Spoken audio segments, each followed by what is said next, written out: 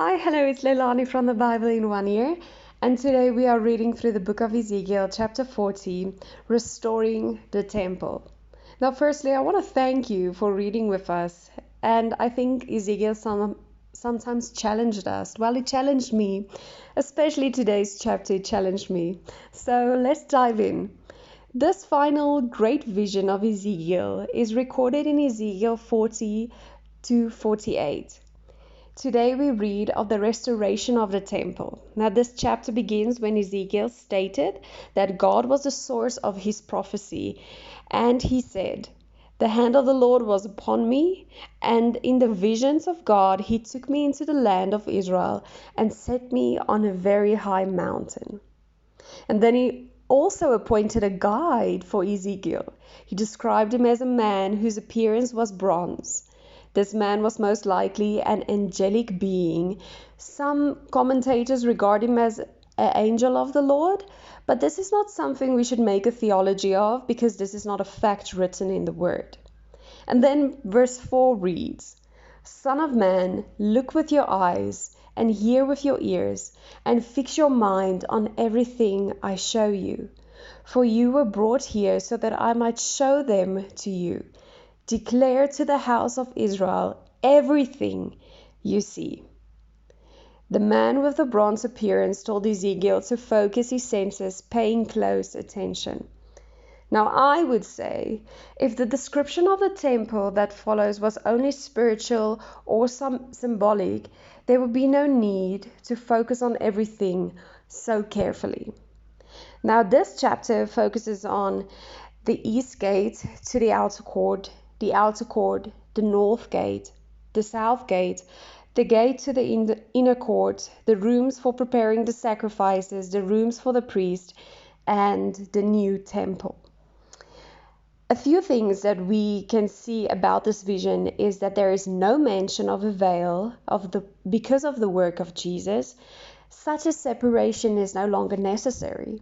There is no mention of the Ark of the Covenant because the work of Jesus at the cross fulfilled the place of atonement.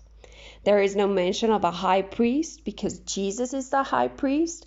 And there is no mention of a king because ultimately Jesus is the King of Kings. Now, the audience for this vision was the house of Israel. It was meant for them as part of God's promised future restoration. And this is so beautiful that God would encourage his people and strengthen them with words of prophecies. Now, what Ezekiel saw in this vision from chapter 40 to 48 of this book has been a subject of debate and head scratching with a lot of interpreters and commentators. Now, John B. Taylor listed 4 approaches to these chapters in his commentary.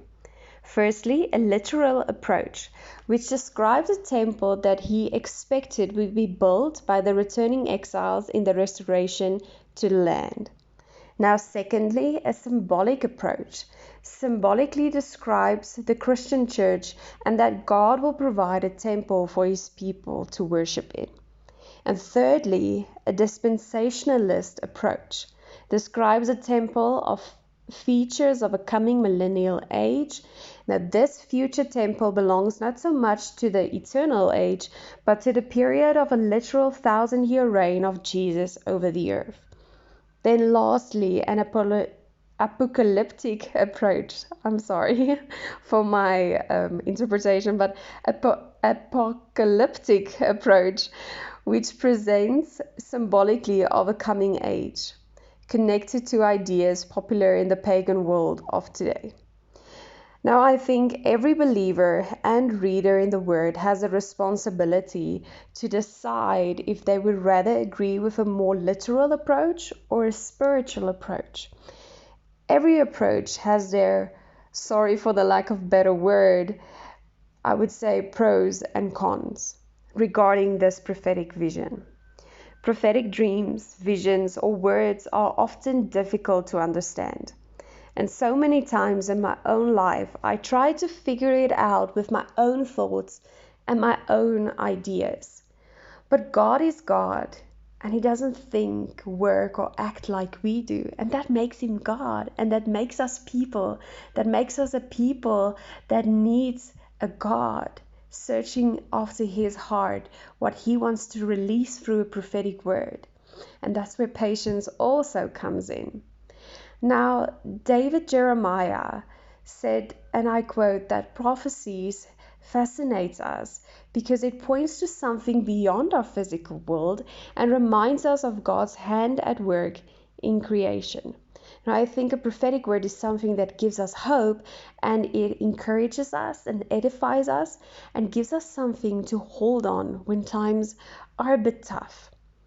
And Ezekiel 37 to 24 and 28 records God's promises to his people that he would put his sanctuary among them. When he said, "My tabernacle also shall be with them, indeed, I will be their God, and they shall be my people."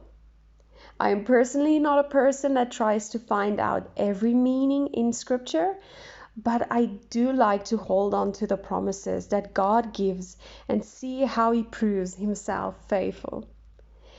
This vision was a word of encouragement to the people of Israel, that the temple will be restored. And therefore there is hope for us Gentiles, that we will rejoice with Israel as believers in Jesus Christ, and that the temple will be restored. This is our hope. Until we read again next week, be blessed. Goodbye.